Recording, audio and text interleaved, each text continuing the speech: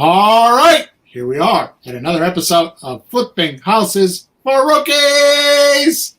And today I have the original rookie, my daughter Jessie. Hi, excited to be here. Get ready for this, boys and girls. We're on episode number 264.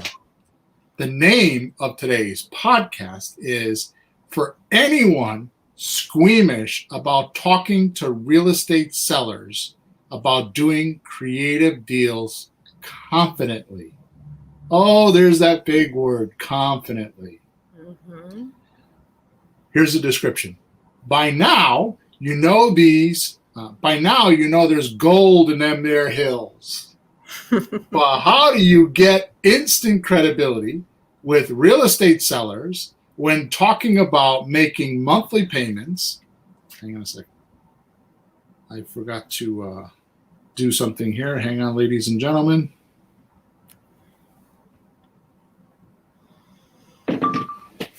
Okay, so the name of the title, again, is For Anyone Squeamish About Tracking. I'm all messed up now. For anyone squeamish about talking to real estate sellers about doing creative real estate deals confidently.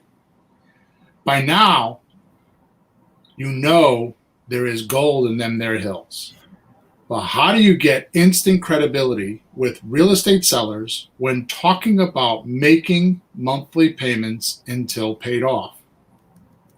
You know it is crucial to arrange your conversations with sellers correctly so they agree with your terms, but are not quite sure how to flip the seller from getting all the cash in 30 days to, how about you become the bank and let me make monthly payments? Without trying to manipulate the seller's motivation, or worse, losing their interest and ghosting you. By now, you must even start thinking only the best salesy folks can make these deals. And that is not you.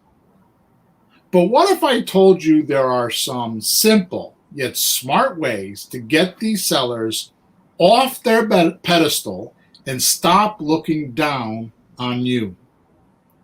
Even better, use ordinary, everyday talk to sellers so sellers stick to you like glue and help you do the transaction, even if it is your first time doing a deal. This is a perfect podcast for squeamish feelings about talking to sellers and will be like Pepto-Bismol for an upset stomach. So buckle up while we blow you out of your boots. A hell of a description, huh? I love it. All right. So just a little bit of housework here. In your description, wherever you're watching us or listening to us, or if you're on, whatever channel, in the description, there's actually a link to a free email course and contest that I actually go over all of this stuff with all the links and everything in it. So here's what we're going to do. We're going to do a contest, Jessie, and I'm going to teach or coach people by email so that they can get out there and start talking to sellers. And then I'm going to take the top 3 listeners that send me a support ticket and tell me that they're in the standings.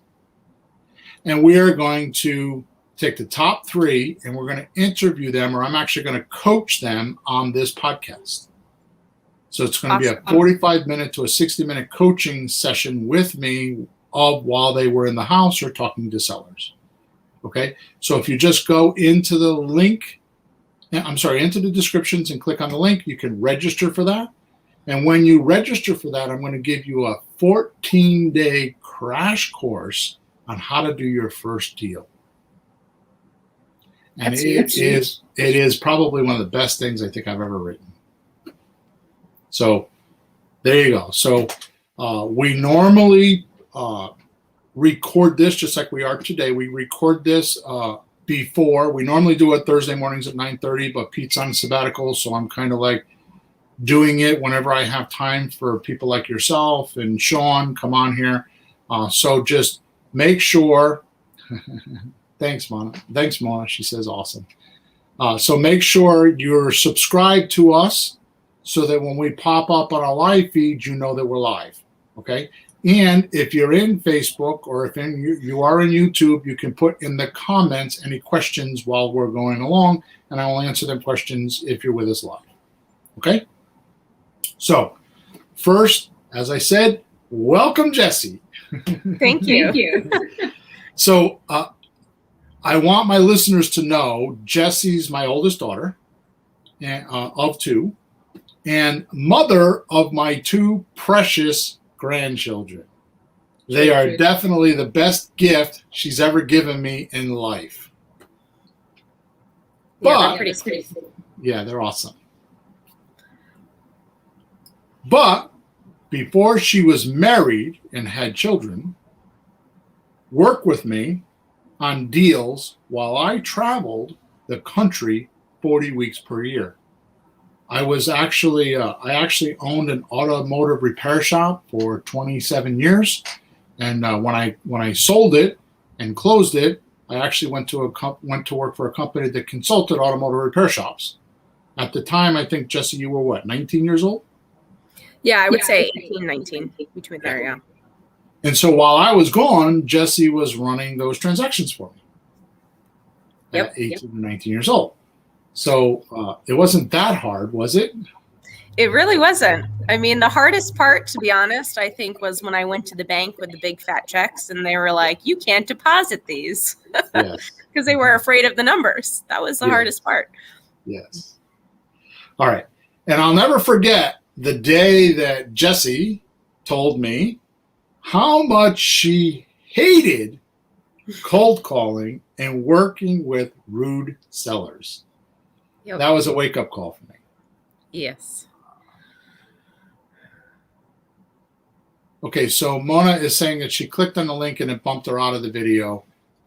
Yeah, that's okay, Mona. You can go back to the video once you're done. Okay? So, or just save the link to your phone. So, anyway, so I remember that day. I was a little bit taken back, and because Jessie is probably, and I'm not saying this because she's my daughter or because she's here. Anybody that knows Jessie, and you can go find her on Facebook. Anybody that knows Jessie, she's one of the kindest people I know. She usually doesn't say bad about anybody unless she's royally pissed off, which is like, I can remember that like a handful of times in my life, in her life. Okay, so for her to say something like that, it was like, whoa, where did that come from? I never heard that come out of her mouth, right?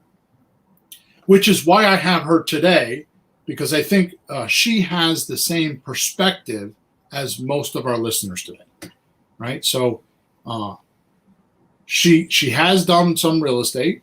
I think you have a couple jobs, like two jobs or three jobs, a couple of jobs anyways. You always have a couple of jobs. Yeah. Plus a family. Yep. And your kids are like what, 3 and 1 or 3 and a half? 18 months. Yeah. And Jessie won't tell you this, and she'll probably give me hell later on when I say this, but her second child was a COVID baby. So she was born right in February of 2020. So that means that her youngest really doesn't know what it's like to not have mom around. Yep. So she's a little clingy. Yes. And she's a little attention getter. And she knows it. She knows how to do it. She's an excellent actress to get, attention. The point is that in that time period, you've done some real estate. Like there's a multifamily that we're doing right now, and you're getting ready to sell it, and there's a big fat check in there. Yep, right? That's true. So, I mean, it is possible for anybody to do this. Now, it is a little bit of a fair advantage because you of all people, and in fact, you more than Peter, can pick up the phone, and 99% of the time I answer. Yep. Right? Or if I don't, I call back right away. Yep. which is a little bit different. It's a little bit of an edge for you. But I don't want anybody to think that that's what happened, especially after today's podcast. Okay. So what I'm going to do today is I'm going to present to Jesse and all the rest of you who are listening what I think is probably the best way in the 20th century to learn how to do real estate transactions. And I kid you not, it is the best way in the 20th century to learn how to do deals. And if you listen to this podcast today and you still can't do deals, and you go to my email course and go through it, it's a 14-day course, which means within 14 days you can actually do a deal. And if you can't do that, then I may not be your guy. You might need to go somewhere and lay on a couch and have somebody talk to you. Because there's other things going on than real estate, okay? Yep, that's true. So this type of transaction is going to give you profits, and it's not going to have risk. And most of all, you're going to see how you can do it on your own schedule, because that's the biggest thing I run into with my private coaching clients is their schedule. Okay. I call it, it's got a name. It's new. It's got a name. I call it, you get paid to do, not know. That's huge. On Bill's Planet. Yep. So we're on Bill's Planet right now. And Jessie, she's my daughter and been around for 30 years, knows about Bill's Planet. Yep. Planet Bill. It's an awesome place to be. It's a privilege to get to visit sometimes. Now they think you're just blowing smoke up my dress. No, it's true. Well, sometimes it's not. Sometimes it's a little rocky, but most of the time it's pretty fun. John says, John, he's too funny. My schedule's always open. Has Bill opening? It's true. Anyway. I have to say, there's not many people when they call back, you drop what you're doing, you pick up. Yeah. Always, because this guy is busy. I say it all the time. I don't know how he does what he does. It's pretty crazy. Neither do I. Yeah. But I want you to know two things. I want you to know that she has, even though we've been divorced for 20 years, she has an amazing mom. Mm. Her mom did a great job of raising her. Now, I was there, but we were divorced for 20 years. And since she was 8 or 9 years old, she was with her mom. But I will never forget the day when I told Jessie, this is not a democracy. This is my world, and you live in my world. It's Bill's way or the highway is usually what the phrase was. Sometimes. And I remember at a very young age, the two of them, her and Emma, which everybody knows Emma, I forced them and literally forced them for every visit they were with me, because Wednesday nights were their visits, to play Cash Flow Quadrant. Yep. And back then, the game wasn't as expensive as it is now, so I paid my $40 or $50 or whatever it was, and I wore that game out. To this day, I don't know where that game is, but I will tell you that even though they badgered me and they complained and threatened not to come visit me, to this day, both of my children know the difference between an asset and a liability, and they are both very good with money. So I am very proud of that, even though I went against the grain and I heard a lot of the human emotion and reaction and the complaints and the threats. It was worth it all these years later.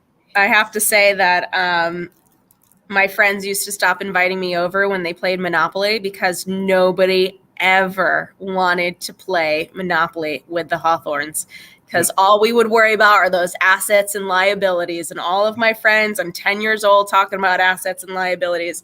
Nobody wanted to play with me because I won every time. and then you bring your husband now, and Emma's got a boyfriend, and they didn't realize that Monopoly has two games. Mm-hmm. So you start to play Monopoly, in our house anyways, you start to play Monopoly and you acquire the properties and the money. And then when it gets down and dirty and you're broke, then you go into game two, which is negotiation. Yeah.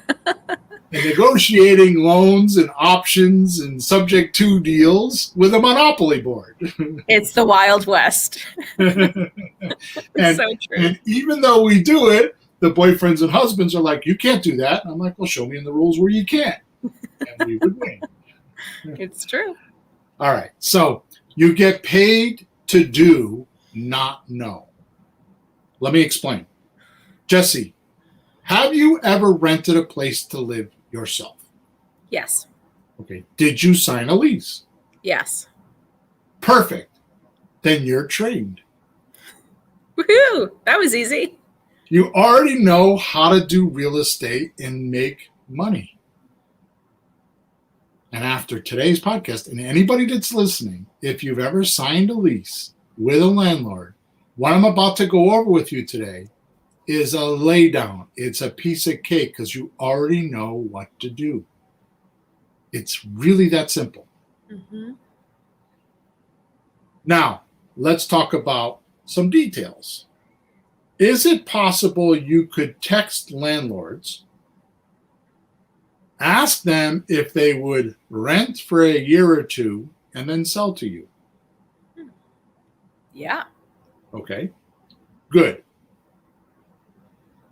Now, once they say yes, right, you could look at the place and strike a deal. I mean, you could do that this weekend. Yep. Okay. Then, once you get the deal, you advertise the deal on Flakebook as a house for sale with no bank qualifying. Right? So you're going to take this agreement that you made with your seller or your landlord, and you're going to assign it to your buyer and make money in between. Brilliant. Which, by the way, your buyer is buying, not being a normal renter.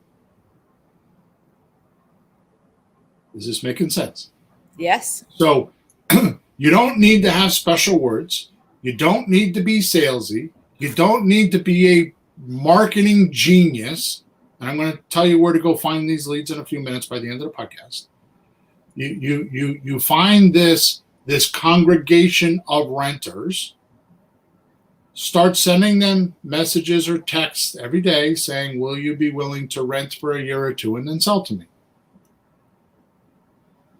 When somebody says yes, you make an appointment, you go out and look at it, just like you did when you did your original lease and when you rented your place, because almost everybody's done that. And you sign a contract with them. You make a deal and you sign a contract with them. Okay? Now realize the contract you're signing, you have no intention of executing it yourself, and you are going to tell your landlord, the new landlord, or the rent-own landlord, that you are going to be subleasing, and your buyer is going to be the one that's going to cash them out. So the obligations you're making are not for you. They're going to be passed on to your buyer. Okay? So think of this. Now, people right away cringe and tighten up, Jesse, because they think, oh, I got to be a landlord. I don't want to be a landlord. And I hear so many investors say that. So first of all, I want to make this very rude comment. Okay? Yep. There is no such thing as a bad tenant. There's bad landlords. So here's what happens. If you were a bad landlord and let a bad tenant in, shame on you. Right. If you were a bad landlord and let them get away with not paying you, shame on you. If you were a bad landlord and let them do damage and not know it, shame on you. Yep. Now, here's the reason why I say this. Let me ask you this. If you rent a car, will you be changing the oil, taking it to the car wash, and doing repairs? Nope. Not my job. No, right? But if you bought the car, would you do the oil changes? Would you wash it? And would you do the repairs? Yeah, you have to. Right? So yep. This is what happens to our buyers. We make sure they know they own it. and are only leasing until they qualify for a new loan. Yeah, I think that rent to own is really, I mean, that's really what it is. It's such a crucial phrase because you really do own it. You're responsible for the lawn, right? The furnace blows up, that's on them, that's not on you. And as a landlord, I have to say one of the most challenging parts is that maintenance piece. Right. So it really, a deal like this really takes away so much sting out of these kinds of transactions. It's a brilliant strategy. Right. So the point is that you're pre-qualifying them prior to. It's tough love in the beginning. Now, I happen to be, so I could say that, but I tell them I'm the big fat landlord. You're overpaying me until you get your mortgage because I overcharge them a couple $100 per month from what they can get their mortgage for. And it's an incentive for them to go get a mortgage. Right? But more importantly, my lease, which is not what you'll get right away, but you don't need that to start. My lease says, that they're going to cut the grass, they're going to plow the snow, they're going to change the batteries in the smoke detectors, they're responsible for the repairs. Now, obviously, if the furnace blows up and they can't afford to put a furnace in, often what I'll do is I'll put the furnace in, I'll pay for it, or get a loan or whatever and pay for it. Okay? And then I'll add it to the price of their house. So if I got to put a furnace in for $5,000, then I'll add the $5,000 to their payoff. Right? Yeah. Or I'll go get a loan and make them pay me that loan every month. Okay, but the point is if they went in the house knowing that they're buying and not renting, just like the car, if they know they're buying and owning, they'll take care of it. It's common sense that people that are going to spend $100,000, $200,000, $300,000 for a house, if they're going to buy it, they're going to take care of it. They don't want to destroy it. Okay. Absolutely. Now, sometimes they get to the end and they know they're going to leave and they don't do very nice things. But if we get enough deposit money, we have reserves to cover all that because we are going to get a 3 to 5% deposit from them because we're going to want to have that much money if we go get them an FHA mortgage anyways. So we don't want them in the house and have to chase them to get a mortgage and the deposit money. Okay? Yeah. So we're going to have a chunk of dough before they go in, right? So there's a cushion there. You're not coming out of your pocket with this money, right? Okay, so here's the trick. And this took me literally 18 years to figure out. And it's dumb, so it's okay if you send me a support ticket and tell me, you dumbass, I already know this part. I already know that it took me 18 years to figure this out. But that's okay because I'm sharing it with you today. Once you get them in the house and they're moved in, you have them apply for an FHA loan. Okay? And then get them turned down because they know they don't apply. So have them apply for the FHA loan. Get the list of the rejections of why they weren't approved. So get the laundry list of whatever it is, which, by the way, FHA is a government mortgage. It's seldom credit because the government doesn't look at credit as much as everything else. The government wants to put people in houses. Their goal is to have Americans own real estate, right? So they bend the rules quite a bit. So as soon as they're in, a month or 2 months after they're in, have them apply for the mortgage. An FHA mortgage. Just find a local mortgage broker in your area and have them apply. Get the list of oopses that they didn't get qualified for. Take that list and you can send them to my guy. His name is Stephen Robert, and he's at Bedrock Credit Restoration.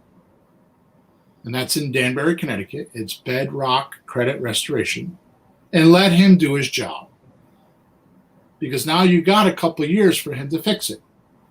Which, by the way, if you're driving, don't crash. You can come back and listen to this later. Stephen's phone number is 203-279-8401. Stephen from Bedrock Credit Restoration, his office phone number is 203-279-8401. You can tell him I sent you if you want. It won't do anything other than he'll be like, oh, yeah, how is he? That's it. Okay. The point is this. You're going to tell your seller when you put them in, you're going to help them get qualified. That's how you help them get qualified, is you put them in for a mortgage, find out what the rejections are, and then over the course of the year, of the 2 years that you have, or a year and 8 months, you work on those things. Sometimes they have debt they got to pay. Well, tell them to make monthly payments for a year until the debt's paid off. But now you know what it is. So you got a better chance of them actually cashing you out. Okay? All right. So just so the message is really clear, if you have rented a place in the past, signed a lease, and lived there, what else do you need to know? You've already done this type of transaction. You've already got experience. You already dealt with the landlord. You don't need to have any slick words or be salesy. You don't have to go figure out how to be a real estate investor. You don't have to worry about raising funds. You don't have to worry about closing agents and lawyers and orchestrating a closing. You don't have to worry about pretending like you're a professional that's done it for 20 years and done 100+ deals like me. You could just tell them, this is your first deal. Could you help me? And that landlord or that seller, once you find the right one, a motivated one, will want that. So get this. Does this make sense so far, Jess? Yeah, I think the best thing about these kinds of deals is, I think one of the things you talk about all the time is if it starts good, it ends good, right? So like, not only are you getting a good deal because you're the middleman who's collecting checks, but now you're helping somebody who doesn't qualify maybe for an FHA mortgage off the bat. And one thing that you always talk about is, I don't know if the statistic has changed, but only 19% of people are able to qualify for mortgage. So your market is much bigger on a rent to own versus all the realtors and the brokers who are fighting for that 19% of the market. So, it's good for you. You're helping other people. And when you have these deals that just work for everybody, it just makes it that much sweeter all around. That's what I love most about this deal. Exactly. Now, I don't have this written down, but I've been talking to you the last couple of days about this deal that I had, right? So I'm kind of on a new swing with my career because I know times are coming that are going to be a little bit rougher than they have been, okay? So what I've been doing is I've been selling a few properties, my problem properties that I don't want, and I've been getting chunks of dough. So I'm thinking I'm going to hold those chunks of dough, and I'm going to go buy more properties when the market turns. Then I realized, wait a minute, I can increase my cash flow by just paying off my private notes, my mortgages. Not on all of them. I'm not going to pay off the subject to notes, but the private mortgages, I can pay them off because I'm paying 7 and 9% for those, right? So just to give you an example of what Jesse's saying, 3 years ago, I had one gentleman that I started off with one house, and before we ended up 2 weeks later, I ended up with 3. So I ended up with a 3-family in New Haven and two families in Meriden. So the two families in Meriden was under one mortgage. So I did one lease option. So I leased those properties from him with an option to purchase, and I gave him $100. Then I did a lease option with him in New Haven for the 3-family, and I gave him $100. Now I've been managing those properties. He went to Florida. I've been managing those properties. Every month I pay the rent to him. Every month I pay the water bills and the common electric bills. All the rents come to me. All the leases are in my name. Everything is there. So there's probably a property in New Haven. I decide, maybe I should get it appraised. Let me see what it's worth, because it's like one of my pains in the asses in my portfolio. And I recognize I'm spending too much time on it. Long story short, I get my guy, Dave, the realtor, who's been on here before, and he appraises it, and I write a contract on it, and in a week I'm closing with like $115,000 profit. Now wait a minute. I collected on all three of those buildings. I collected $2,000, a little over $2,000 a month positive cash flow. So let's just say that's for 3 years. Let's just say 2 years I get to keep that money, and the third year of that $2,000 a month I put in maintenance and all. It's not that much, but let's just say that. So that means if for 2 years I collected $2,000 profit out of the 3 years, I made $48,000 already.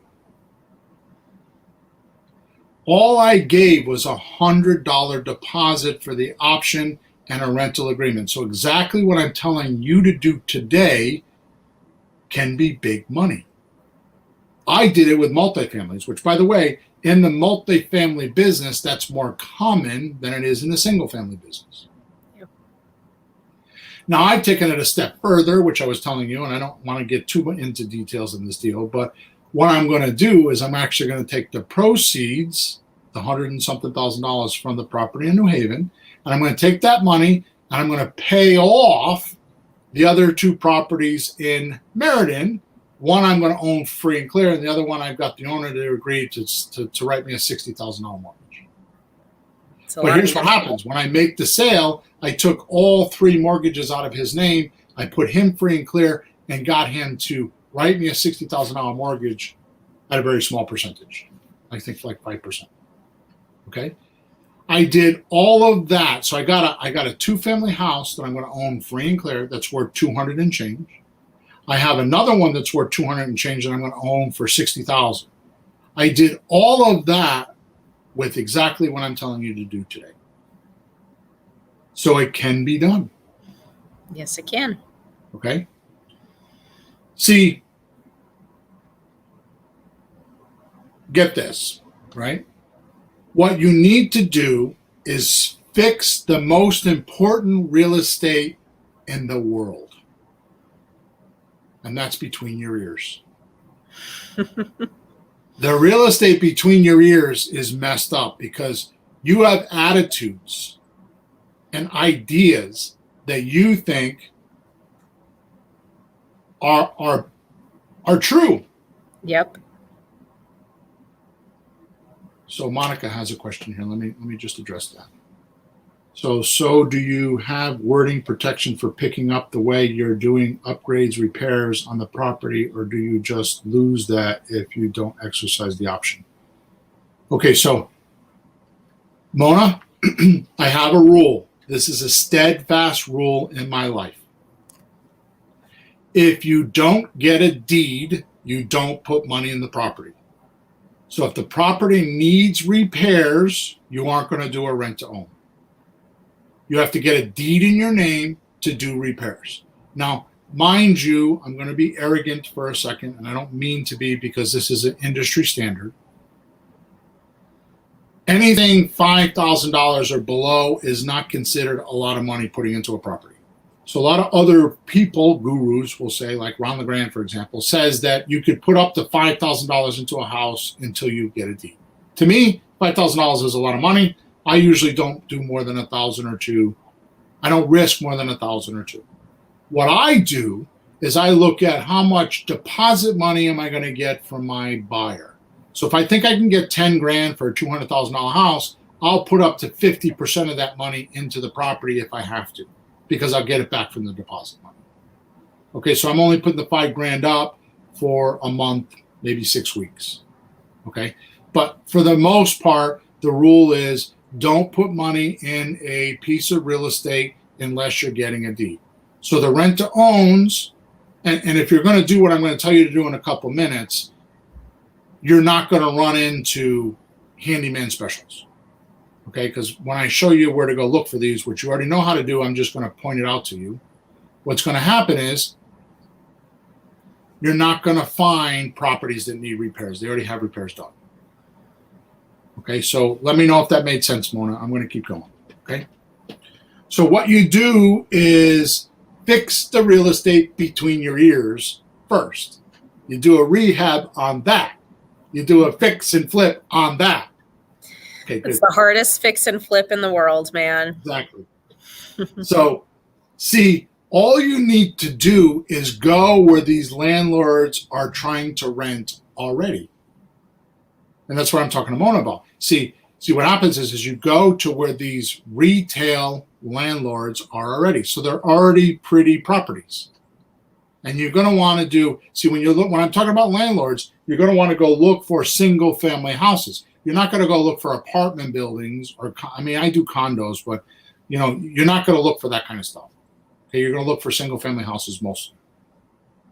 And these sellers are already motivated to take monthly payments, right? But watch this now, Jess. Watch this. Listen to this carefully, because this is huge for adjusting the real estate between your two ears. Your added value to somebody that's renting a single family house is you'll tell them, I'll buy it when the lease is over, or cash them out. They don't have renters coming along saying, I'll buy it at the end of 2 years or within the 2 years. They don't have that. Right? So that proves that you're a buyer, not a renter. Right? Yeah. So now I'm going to use some language here that I don't want to spend a lot of time on, but it's called an accidental landlord. So suppose husband and wife are married, they got kids, and everything's hunky-dory, and they have a house. And lo and behold, something happens and they get a divorce, or they're separated, or whatever. And they both move out of the house. Or more to the point, we'll just say, because it's common, I don't want to be like say this wrong, but the woman gets the house because she's got the kids. Okay? She's got the house, she's living there, she's there for a year and a half, whatever. Girl meets boy, right? Next thing you know, they're dating. She's over there one night a week while mom's watching the kids. Next thing you know, it's 2 nights a week. Next thing you know, she moves in with him. Yep. And she's got this house. Yep. And maybe she owes too much money. Maybe there's a lot of reasons why she may not be able to sell it. Right. So what happens is she rents the place for the expenses. That's an accidental landlord. That makes a lot of sense. It could be just as simple as there's not a divorce. You got 2 people, they get married, they have no kids. All of a sudden they got 3 kids. It's too small. They buy a bigger house. They can afford the bigger house. They don't need to sell the other house to do it. And they move and they think they're going to sell that house, and they don't sell the house. So now they got 2 mortgage payments. Right. They can afford both mortgage payments, but they want to relieve it. Right. So they can't sell it, so they'll rent it for whatever it costs them for the mortgage. That's an accidental landlord. There is a lot of those people out there. Okay? So you're going to find that person, and when you say to them, the added value is, I'll buy it at the end of my lease. It's huge. That's the added value, because they don't have anybody, they don't have just regular renters coming along saying that. Right? After all, the landlord seller, now listen to this, this is key. This is what's going to make you above and beyond everybody else, if you know this, and it's simple. The landlord seller is looking for someone ethical to take care of their property and pay on time. That's all they're looking for. It's a tall order sometimes. Right? And you can do that, right? So here's the crazy part. You and I are going to help him or her get that. So how hard is it to talk to this person that's looking for an ethical person to take care of their property and pay them on time? It's not that hard. Think about it. You're doing what you already know. You know how to rent. You know how to talk to landlords. You know how to sign a lease. You already know all that. So you get paid to do this, not know. Right. You don't have to get a 6-year Yale degree or Harvard degree to be somebody like me. Now, eventually you'll get there because you'll do some of these deals, 4, 5, 6, 10 deals. And if you're clever, you'll pay attention. You'll record yourself every conversation so you can listen to yourself, and you'll get better and better as you go because you'll be your best coach. Right? So just record yourself talking to people and then listen to those recordings. And you'll have the best coach on planet Earth, you. Right? So true. After you do a handful of these deals, you'll have experience talking to sellers. Once you have the experience talking to sellers, you'll start doing other deals, which is where you'll need expenses. But now pay attention to this. When you record yourself, you'll start listening to where you need help and where you don't need help. So when you do your first deal like we're talking about, and you make $3,000, $5,000, $10,000, you take some of that money and you go educate yourself on, hopefully with me, but you go educate yourself on where you need help. And you let the business pay for your help or for your education. But in the beginning, you just got to do a couple deals. You got to get out there and do it. You don't need to know. You already know. You don't need to do that, right? You just go out there and do it. So why are you worried about what to say or do with a seller? You already know what to say or to do with a seller. It's the real estate between your ears that's all tangled up. You're listening to that little voice in your head tell you that there's secrets and you don't know how to do it. Yep. Now, here's the good news. Because I already know I'm going to have some guys on here. I see them in the chat, and they're going to ask these questions. So I'm going to rattle through a handful of things before we end off here, okay? Here's the good news. The landlord that you sign a lease with is going to use his lease. So you don't have to worry about drafting a lease because he's going to want his lease. So you already have a lease. You don't have to go figure out that paperwork. You don't have to worry about going and getting the document. He's already got it. Right. Right? Which means, number two, all you need is an option agreement, an option to buy agreement. So number three, if you go to eforms.com or type into Google lease option in your city and state, eForms will come up, but there's a few websites that you can get them for free. Now, they're not going to be my leases that are extremely airtight, but you don't need that in the beginning. To get going, you just do some deals, and then eventually you can get some money and you can buy my documents that are airtight. They're not going to, you're going to have to put some language in there about maintenance. Mine already has all that, but for the most part, you can go get that. Okay, so you go to eforms.com. You download the option agreement. Then you draft your work of art. You adjust it to what you promised the seller and what you promised the buyer, and you get it all prettied up. Right? Yeah. Then you go to a website called LegalShield.com. LegalShield.com. For $25 a month, they will review your option agreement and your lease and make sure it's legal for your state because they're in your state. So it costs you $25 per month, which, by the way, you can do this for your seller. And then when you draft another lease for your buyer, you could do it again for the same $25. So for $25 a month, you get legal advice to review your documents. It's a sweet deal. Then you sublease this thing doing the same thing. So you could use your landlord's lease and just assign it, or you can go get one from eForms and make your own. You can go get your options from eForms. They're all there. What is there, 52 states is there? 50 states? What is there? 50? How many are there? I don't even know. 50. There's 50. Don't make me question. There's 50 states, right? 50 states. Okay, so I always get that confused. Why? So anyway, all the states in the United States are in eForms. They have these forms for them. I'm a real estate guy. I'm not a geographer. I know. Now you've got me questioning, though. I feel like I have to Google that to make sure.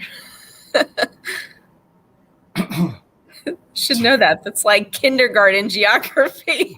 Shame on both of us.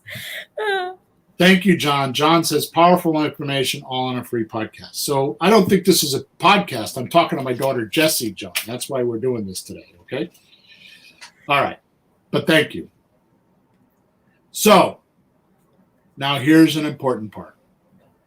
So the forms are taken care of now. So you don't have to tell me you can't do this because of the forms, because between eforms.com and Legal Shield, you can get all this done. Okay. And I don't suggest you make a living with these forms, but at least get 2 or 3 or 4 deals done, get some cash in your pocket, and go buy real forms. Okay. Now here's the important part. You go on to, as I call it, Flake Book, because they are flaky as hell. Right? And if you don't think they aren't, try to do some advertising with them, and you will see how flaky they really are. It's true. I'll actually take an ad that's been approved with them, and I'll duplicate the ad and change a phone number, and they'll reject that other ad. That's flaky. I'm sorry. Okay? What's that? You would call it Flake Book. Yeah, Flake Book. Yeah, well, how about YouTube? I call that ZooTube. You've ever been on YouTube? It's like a zoo. It's ZooTube over there. All right. Here's the important part. You go on to Flakebook Marketplace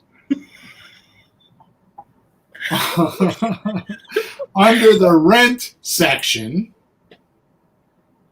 and you put in there the filter, your address, and single family houses. So go on Flakebook Marketplace. You want me to say it the right way? You keep laughing. No, it's hilarious. I'm forever going to call it Flake Book now for this reason. That's a Ben Settle thing. So Flake Book, all right, Marketplace, you put in the filter your location in a 50-mile radius or 25-mile radius, wherever you are, and you search for single-family houses. And then what you do is you click on the house and you message them and say, would you be willing to sell to me for a year or 2 and then sell it? I mean, would you be willing to rent for a year or 2 and then sell it to me? Now, I'm giving away too much information here today, but we use a tool called Text Expander. I'm not going to explain it. Go check it out. It's textexpander.com.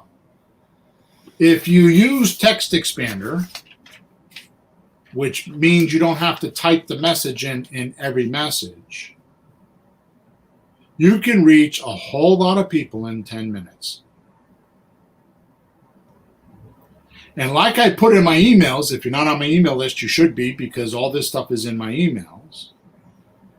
And being a little crude because of the guy that I am, you could do this in 10 minutes a day while you're sitting on a toilet. Oh my God.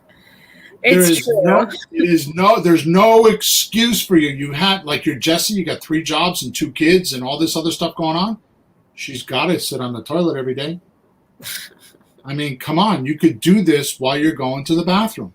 Please don't call people on the phone while you're going to the bathroom. You're not going to call them. You're going to text them. All right. Text. Yeah, we could do that. So you're going to text them in Messenger or on Zillow. You can go on Zillow and do the same thing. And if you use the Text Expander tool, if you go to textexpander.com, it explains it. Just go to support on the top and go to videos, and it explains the whole thing. In about 45 minutes, you could be a genius at using everything. And I think it's like $30-something a year. Okay? So you could do this in 10 minutes a day. How many people do you think you could text in 10 minutes a day? A lot. Okay? So think about this for a moment. If you do this the way I've explained today, why do you think it's so hard to talk to people, to make deals, and bring in some extra dough? It's really not. I mean, especially with the texting and on Facebook, I mean, going back 10 years, we used to do the cold calls, and it was a different game back then. And now it's so much easier, and it's manageable, and it really can be 10 minutes a day, 15 minutes a day. And in a couple of weeks, you're cashing checks. It's pretty crazy. Yeah, you could. In my email course, which is in the link in the chat, you could do it within 14 days. Okay. Now, remember, I started off with you get paid to do, not know, on Bill's Planet. Mm-hmm. So I just explained to you today that you already know how to sign a lease with somebody, with a landlord. And once you do that, you go find a person to sublease to. You go on Facebook or on Zillow, and you just put on there house for sale, no bank qualifying, and you will have plenty of leads. And you sublease that deal for the difference of. Now, what some people don't know is when you take an option consideration deposit, so you give your seller $100 to sign that option agreement.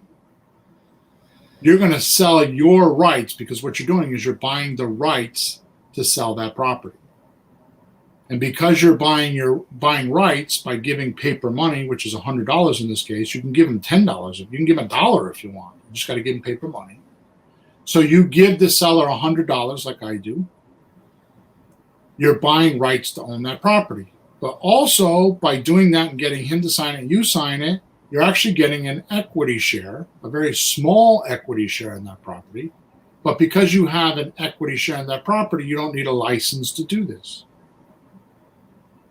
because you technically own a piece of the property, a very small piece of the property, but you own it. Right? It's not that hard. It's just not that hard. The hard part is getting you to go do it. Mm-hmm. That's 100%. You get paid to do, not know. Yep. Okay. So here's my parting words. I'm going to do a contest, like I talked about in the beginning of the show. I plan to personally coach the top 3 winners. And I'm probably going to do this for more than just a couple weeks. But for now, it's just for a couple weeks, right? The next couple weeks. Whoever goes and visits the most amount of sellers. And what I'm going to do is, if you register with the link that's in your description right now, that's in the description of this podcast, if you go register, I am going to give you a 14-day crash course on how to do this. And I'm going to give you forms. I'm going to give you scripts. I'm going to give you inspection forms while you're in the house. I'm going to show you where to get the documents. I'm going to take you step by step by email coaching you. So every day you're going to get an email with a small task to do. Right?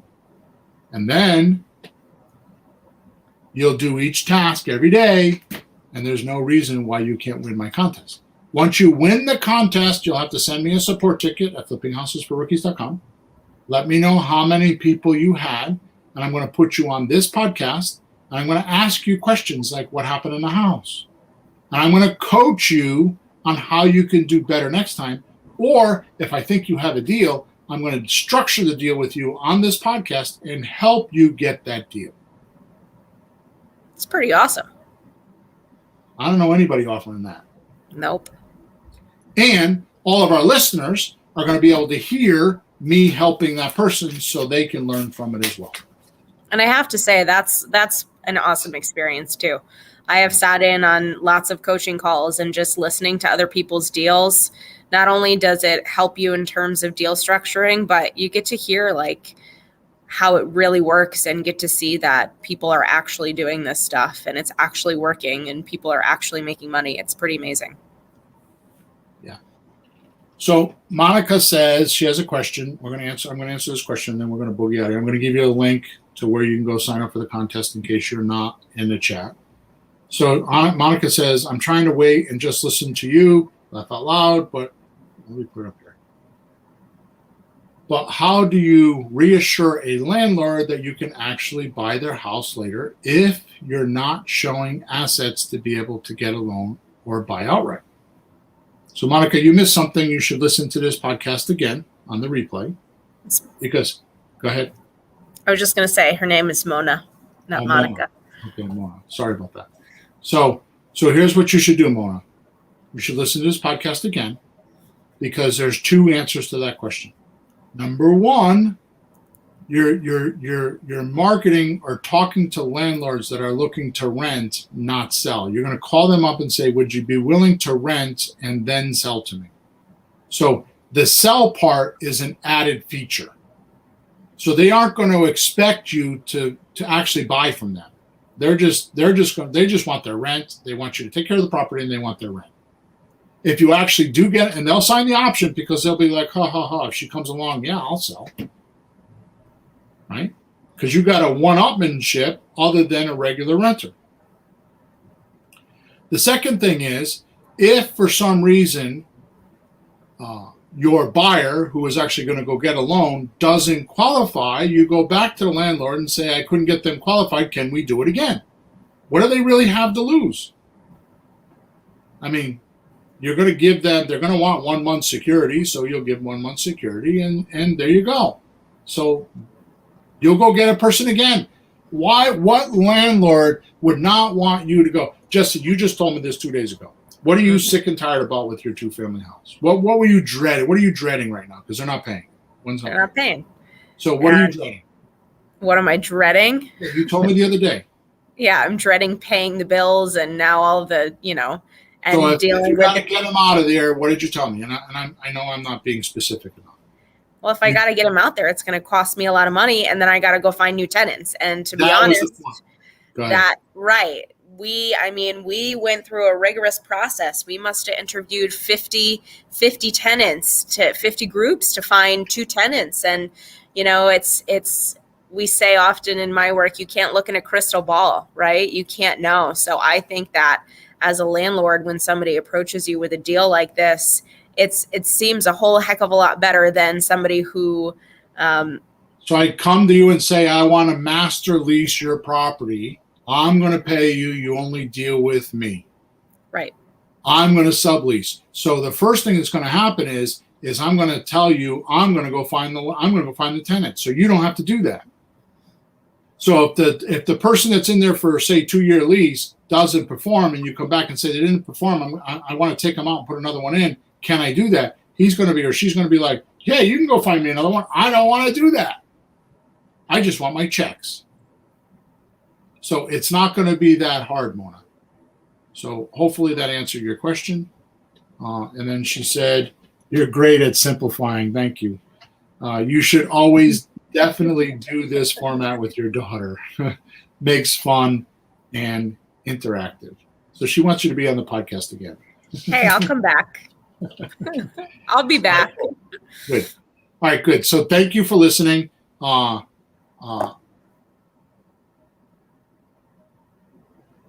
I think this podcast I've outdone myself. I think this whole program I've outdone myself. It's a new program I'm going to release, and I'm just being arrogant right now.